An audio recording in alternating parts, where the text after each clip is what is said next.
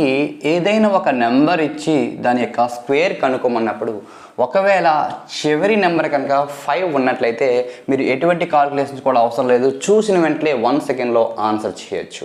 అది ఎలా అంటే మనం ఫర్ ఎగ్జాంపుల్ ఏదైనా ఒక నెంబర్ తీసుకొని దాని తర్వాత చివరిలో 5 ఉంది అనుకుంటే 75 స్క్వేర్ 5 స్క్వేర్ కాబట్టి ముందు 25 రాసుకొని దాని ముందు ఇక్కడ దీని ముందున్న నెంబర్ ఏది ఉంది 7, దీని తర్వాత నెంబర్ ఏంటి 8. సో దీని తర్వాత నెంబర్తో దీన్ని మల్టిప్లై చేయాలి, 7 8 56.